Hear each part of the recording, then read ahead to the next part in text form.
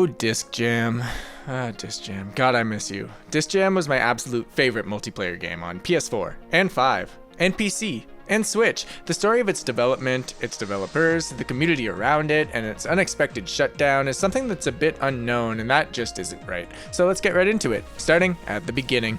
High Horse Games are made up of two game developers who primarily worked in networking. We'll talk more about them later, but after seeing Epic Games' netcode and how it simply wouldn't work with the esports style of games that they wanted to make, they began developing their own, both for the future of their own games as well as other developers' games. They ended up meeting with Epic Games in August of 2015 to pitch their project to them, but naturally, netcode isn't something you can really show. They needed a game to go along with it. They had 4 weeks to present a trailer and a concept to Epic, and if it impressed, then they would be invited to Indiecade in another 4 weeks to show off their game to the public. Long story short, they did it. Their game at Indiecade impressed everybody that tried it, and the game was quickly lobbed onto Steam Greenlight for approval. That game was Disc Jam. We're talking about Disc Jam, holy crap! Disc Jam took 18 months in total to develop, with the entire game being built from start to finish exclusively by the two developers, Jay Matisse and Tim Rapp.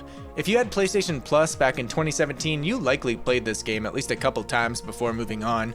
Disc was released free on PlayStation Plus the day the game launched, March 7th, 2017, but it had a free open beta not long before that in just February of 2017. There was also a closed beta not super long before the open beta as well. I'd imagine getting people into the game through the betas, taking it away for small amounts of time for seemingly no real reason, and then releasing the game for the same cost as the beta, free, less than a month later, likely hurt the initial player counts. I spoke with Jay about this, and he confirmed my theory. It's generally believed that the beta was simply too long and too close to the game's release, and this likely allowed people to churn on it before the game even officially came out. Player counts aren't what killed this game though, but there's no way it didn't play a role. This is very much a game designed to be played with a controller, and since it did cost money on Steam, if you didn't know where to look to get it for free, it did make sense that the player counts on PC would be lower, but this low? This certainly wasn't game killing by any means, since the PlayStation numbers were astronomically higher than on PC, but it definitely shows that Disc Jam wasn't the runaway esports success that it really deserved to be. We felt it in game. Once the initial hype phase died down, in pro level play, you would typically be matched with the same 40 or 50 people every time you'd get into a match. Half my PSN friends list to this day is just Disc Jam players. This is a good thing and a bad thing. A good thing for the community since you started to get to know the regular players, but obviously a bad thing for the developers. We barely talked about the game though. How do you play Disc Jam? Well, basically, it's an easy to pick up and play, but hard to master game of Pong with a twist. Tim mentioned at one point being inspired by the PlayStation 1 version of Pong, which was also really fun back in the day. Well, we were playing Pong on PS1 and having the time of our lives. The game's similar to Windjammers in some pretty obvious ways, but it plays and controls differently in so many other ways that I personally just can't get into Windjammers at all. In Disc, you use the left stick to run around, the square button to dash, and hold X to charge your shield. Once you have the disc, you push X to throw and square to lob. R2 and L2 can send curve shots, but that's about it for the buttons. The complexity of the game actually comes from the different throw types and using sounds that correspond to the throw type to predict what throw type your opponent is hitting you with. For example, if you hear whoosh, whoosh, whoosh, whoosh, you know they're doing a wall skip and you should dash to the wall immediately. The different throws come from essentially drawing shapes with the left stick while you throw. You kind of hold X while you wiggle the stick to control where you want the disc to go. Using skipping against a wall as an example again, you push up and rotate towards the wall, then let go of X to wall skip. You can do wide skips, short skips, or confuse the guy by just holding left to bounce the disc off the wall to the right. There's no combo list or shot guide that you need to use to figure out how to control the disc. It all just sort of comes with feeling. There's more to this, but for now, let's get to one of the best parts of the game, the scoring. The way the scoring worked made the game get exponentially more and more intense the more that you played. Each time a disc is thrown, it adds one number to the number of points that whoever scores gets. If you score while you're serving, you get 10 points, but after it's caught and returned once, it drops down and begins counting up for each throw. The longer you play, the higher the risk. If you know you're way better than the other player, you could just keep passing them the disc back and forth and then destroy them in one throw. It's first to 50 points, best 2 out of 3. It gives you that same feeling that you get when you're getting streaks in Guitar Hero or Call of Duty or doing combos in Tony Hawk. That's likely due to who made this game. Jay and Tim. These guys are ex-Activision employees with impressive credits in Call of Duty and Guitar Hero, and yeah, Tony Hawk as well. You might have noticed that super attack that just happened. So you've got a super attack that you get by charging your shield before the disc hits. That's the main thing the shield does. The thing is, you can't move while your shield is charging. You've got to basically predict where the disc is going to go, and if you screw it up, you need to react quickly to catch the disc. If somebody lobs near you, you can also stand under where the disc is going to land to get a super throw. Also, if a super throw is caught, and then the person who catches it gets a perfect throw after, they too get a super throw. But hey, what's a perfect throw? Well, basically, if you push X immediately after catching the disc, you get a perfect throw. The more perfects that you get in a row, the faster you throw the disc, and the more insane the game gets. It gives you a little combo counter, and if you mess up the timing even once, it resets you and your shots go back to normal. It's such a fun mechanic, but back to the supers for a sec. There's different ones that you can choose from in this menu. There's the circle-y one, the square one, and the zigzag one. There's more that you can choose from in the menu too. Most importantly though, your character. Each character has a ton of different costumes and all that to customize them, but they all play completely differently from one another, yet are also all perfectly balanced for competitive play. McKenna, Haruka, Lanny, Gator, Stanton, and Kahuna all play crazy differently from one another, and it affects the game in more ways than you'd think. They all throw curves differently, lob differently, dash differently, and move at different speeds from one another. So even though I main McKenna, who's fast and curvy, if she's facing up against Gator, Haruka, or another McKenna, it's a bad idea to use lobs because these characters are all so fast that they're likely not only going to catch the disc, but also get a hefty throw boost or super just for standing under it. You get to know all the characters just by facing them. The shield does more than just get you super throws as well. You can also deflect shots if you manage to run up to the net and push X in time, which is funny, 100% of the time. This is extra useful in doubles since one player is usually playing front and one player is playing back, which doubles 2 versus 2, online and local. Yep, you could play this 4-player split screen, or you and one friend could even go online on the same console. Duos is how most people likely played the game, and was the main thing you'd see being played by streamers in the early days when the community was really bumping. It was super fun teaming up with a friend or even a random and somewhat non-verbally figuring out who's playing where. By the end of round 1, each player usually understood and accepted their strengths and weaknesses, and things would start getting more and more sweaty the more that you'd play. I personally like staying back because I was really good at charging my shield in time to get supers. So anyway, why did this fail in the end? Well, there's 2 answers to that. One is the servers, and the other is monetization. Let's start with the monetization, and the reason why even after pouring hundreds upon hundreds of hours into this game, I rarely spent any money on it.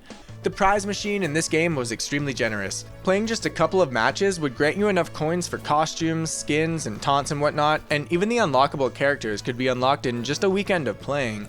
I think Jay and Tim likely expected players to support them monetarily out of appreciation. I did spend money on the prize machine spins just to support them, but honestly, you could unlock all the content in the game easily enough if you played a lot, and the prizes gave you fun rewards for winning matches anyway.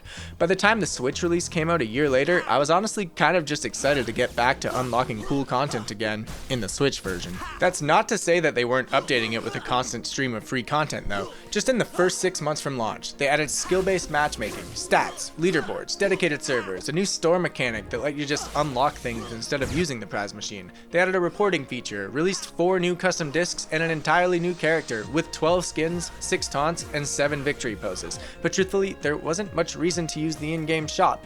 There was no season pass system and no daily challenges, and it really felt like making money was an afterthought.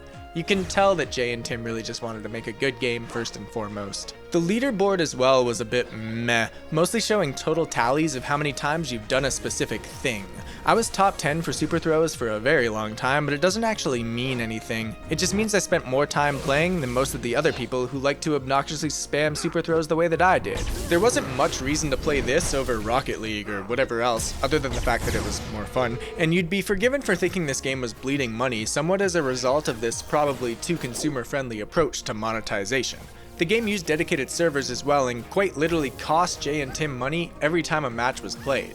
After asking Jay directly though, he guaranteed that the game would still be up and running today if the servers weren't shut down for reasons outside of their control. But they're taking what they've learned, seemingly specifically with netcode, and preventing this from ever happening again, and they're taking that knowledge into their next game release.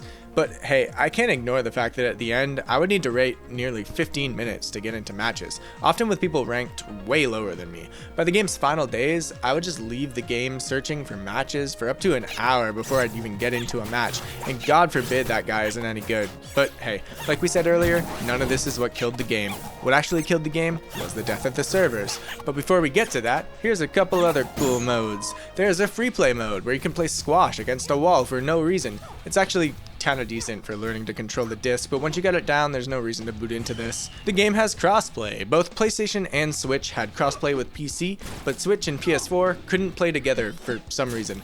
This was more annoying than you'd think, because it was a sweet way to play portably, but all your stats were different and you couldn't play with your PlayStation friends. I ended up buying my first gaming laptop just so I could play this portably. Anyway, last but not least, the Ghost Arcade. Other than split screen and LAN, this is the only way to play the game today. It's basically bot levels that are all modeled after real players, supposedly. I don't know that these clown people are real people that I ever saw in a game, but sure. You get a separate rank here than you do in online, and opponents get harder the more that you play. This came in a later update, and with the servers being gone now, boy am I ever glad that they did. So anyway, what happened with the servers? Couldn't they just go free to play? How did High Impact Games, a netcode developer primarily, have their servers go down unexpectedly? If dedicated servers came later in a patch, couldn't they just switch back to P2P the way it was when it launched? Well, it all came down to their backend provider, GameSparks. GameSparks got bought by Amazon in March of 2018, and then Amazon pulled a Microsoft and killed the GameSparks servers to have the team develop cloud services for Amazon. Unless current game developers moved to Amazon Web Services, they'd lose their game's online features. Amazon offered developers assistance and a way of migrating their GameSpark servers to Amazon Web Services, but the amount of work required was just too much for the way DiscJam was written.